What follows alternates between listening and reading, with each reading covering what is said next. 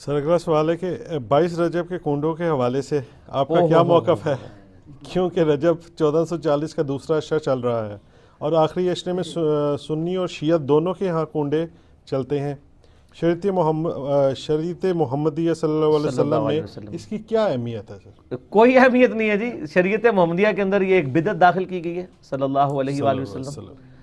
یہ جس طریقے سے کئی کہانیاں چل رہی ہیں نا، یہ کنڈے بھی ایک کہانی ہے. اور ظاہر ہے جب بھی کوئی کہانی لانچ کرنی ہوتی ہے امت کے اندر کسی بڑی پرسنالٹی کے ساتھ اسے منسوب کیا جاتا ہے. تو یہ کنڈے منسوب کیے ہیں انہوں نے سیدنا امام جعفر بن محمد باقر بن علی بن حسین بن علی علیہم السلام اجمعین، المتوفى 148 ہجری. وہ کہتے ہیں امام جعفر کسی کو خواب میں آئے تھے، انہوں نے بشارت دی تھی کہ جو رجب کے کنڈے کرے گا تو اس کے لیے یہ بشارتیں ہوں گی. یہ تو سٹارٹ ہی خواب سے ہو رہا ہے. اس کا دین کے ساتھ کوئی لینا دینا نہیں، نہ امام جعفر کے ساتھ کوئی لینا دینا ہے. یہ وہ ایک پروپیگنڈا جو شیعہ کے ہاں چلا اور وہ کنڈے چل رہے ہیں. اور سنیوں کے ہاں بھی چونکہ امام جعفر ایک ڈومیننٹ پرسنالٹی ہے، ان کو رسپیکٹ دی جاتی ہے، ہم خود دیتے ہیں. تو چونکہ اب ان کا نام بولا گیا ہے، جس طرح کہ 11ویں کے اوپر شیخ عبدالقادر جیلانی کا نام بول دیا جاتا ہے تو وہ 11ویں چلنا شروع ہو گئی ہے. اس طرح سنیوں کے ہاں بھی چلنا شروع ہو گئی. باقی دوسری طرف اہل سنت میں جو اینٹی شیعہ ایلیمنٹس تھے انہوں نے کوشش کی کہ جی اس سرمنی کو ڈیلیوٹ کرنے کے لیے انہوں نے ایک نئی کہانی ڈیوائز کی. انہوں نے کہا کہ اصل میں 22 رجب کو حضرت معاویہ ابن ابی سفیان رضی اللہ تعالیٰ عنہ کی وفات ہوئی تھی. اس وفات کی خوشی میں شیعہ جو ہے نا وہ کنڈے بناتے ہیں. یہ ایک نئی کہانی انہوں نے دریافت کی.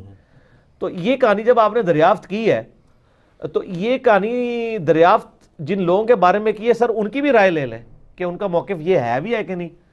تو وہ آپ کو کہیں گے کہ ہمارے لیے حضرت معاویہ کی موت یا زندگی اتنی اہمیت کی حامل نہیں ہے کہ ہم اس کو سیلیبریٹ کریں. وہ تو کہتے ہیں ہم ان کو کوئی اہمیت دیتے ہی نہیں ہے، ہم ان کو اتنا امپورٹنٹ پرسنالٹی کے طور پہ نہیں مانتے. وہ کیا مانتے ہیں وہ ایک علیحدہ معاملہ ہے، لیکن کہتے ہیں اتنا بھی ہم نے سیریس نہیں لیا ہوا ان کو. یہ اسی طریقے سے ہے جیسا کہ بریلویوں کو یہ کیا کہانی کی کروائی جاتی ہے اور دیوبندیوں کو کہ اہل حدیث اماموں کو نہیں مانتے. ہم بھی بچپن میں، میرا خود بھی سارے فرقوں میں، مطلب میرا تو بلٹ اپ سارا بریلویت میں ہوا ہے. تو اب یہ بہت بڑی کہانی اور چل رہی ہے.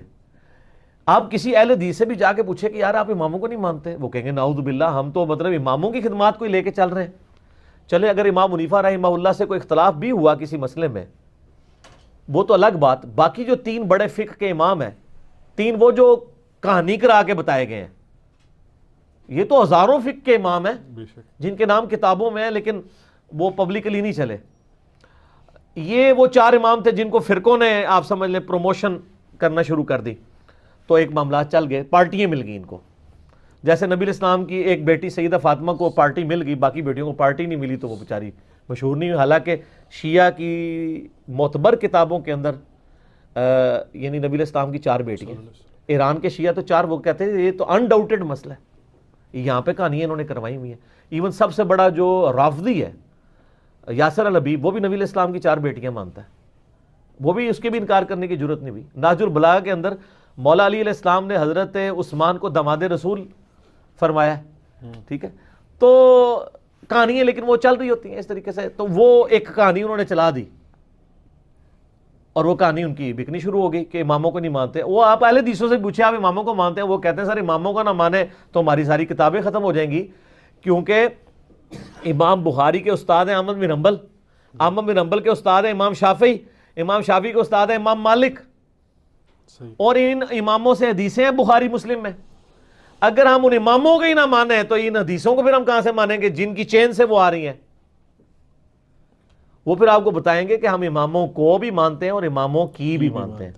اماموں کو مانتے ہیں کہ ان کی رسپیکٹ کرتے ہیں، اماموں کی مانتے ہیں کہ اماموں نے ہمیں بتایا ہے کہ ہماری کوئی بات بھی کتاب و سنت کے خلاف ہو تو اس کو چھوڑ دو.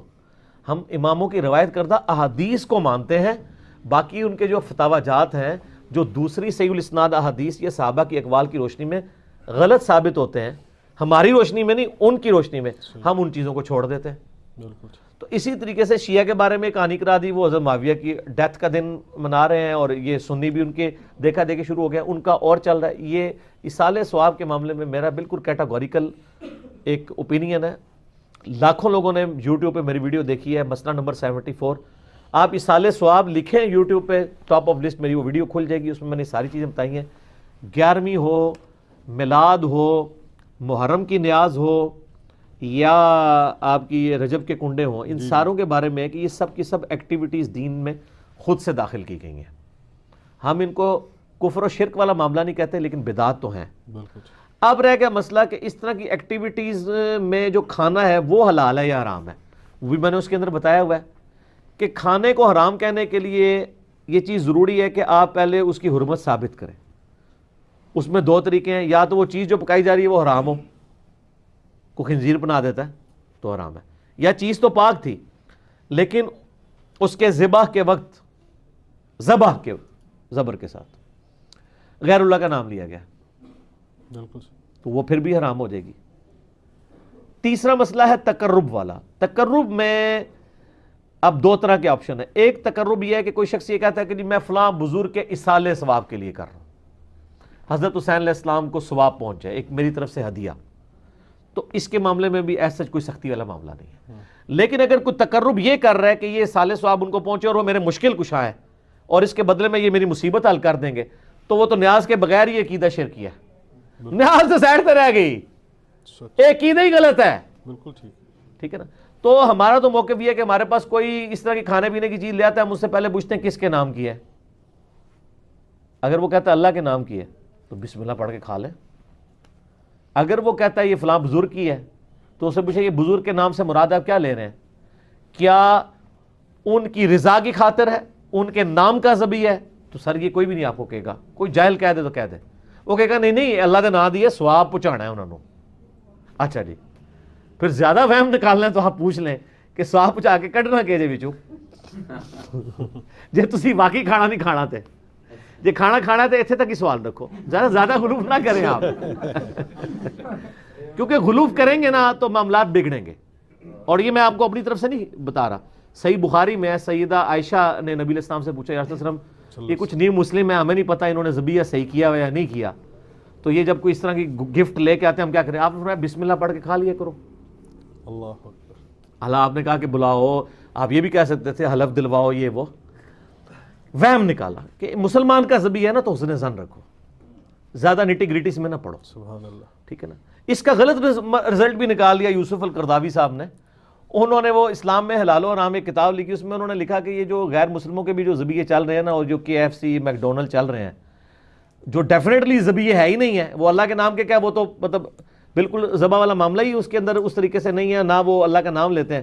وہ کہتے ہیں بسم اللہ پڑھ کے آپ کھا سکتے ہیں, اور اس حدیث سے پلی لی. تو میں نے ان کا بھی رد کیا کہ سر ایڈی بھی کھلی چھٹی نہ دو, مسلمان کا ذبیحہ ہے نا اس کے اوپر آپ کو وہم نہیں کرنا چاہیے اگر وہ مسلمان ہے. اب وہ اگلا مسئلہ شروع ہو جائے گا کہ وہ بریلوی ہے, دیوبندی ہے, اہل حدیث ہے, شیعہ ہے. یہ نئی کہانی کرنے کی ضرورت نہیں ہے. اہل کتاب کا ذبیحہ بھی حلال ہے. تو اگر آپ ایک دوسرے کو مسلمان ماننے کے لیے تیار نہیں, چلو اہل کتاب ہی مان لو. یہود و نصارہ کی عورتوں سے تو آپ کا نکاح جائز ہے سورۃ المائدہ کے پہلے رکوع کے تحت, اور اسی رکوع میں آتا ہے کہ اہل کتاب کا ذبیحہ بھی حلال ہے, کوشر فوڈ. جی ہاں, اگر وہ اللہ کے نام کے اوپر کیا ہو. تو اگر یہود و نصارہ کا اللہ کے نام کا ذبیحہ حلال ہے, تو جو آپ کے اپنے اہل کتاب ہیں قرآن کے فائنل ٹیسٹمنٹ کے ماننے والے, وہ تو old testament new testament tempered form میں مان رہے ہیں, اور وہ اتنے ظالم ہیں کہ نبی علیہ السلام کو وہ دجال سمجھتے ہیں, نعوذ باللہ.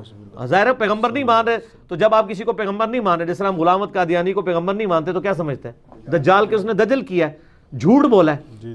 اس کے باوجود اللہ تعالیٰ کہہ رہا ہے کہ ان کا ذبیحہ بھی حلال ہے. اور جو آپ کے نبی کے عاشق ہیں, جو محمد اور آل محمد کے لیے جان دینے کے لیے تیار ہیں, سر ان کے اوپر آپ کم از کم یہودیوں والا اسٹیٹس تو ان کو دے دیں.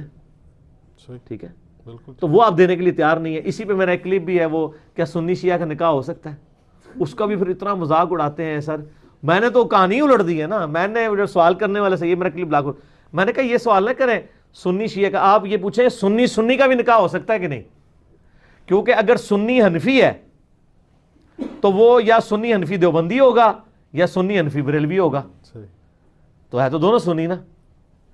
سنی اہل حدیث ہوا تو وہ تو بہت دور بیچارہ بیٹھا ہے, اس کی تو کوئی اوقات ہی نہیں نا ان کے نزدیک, وہ تو بہت تھوڑے ہیں.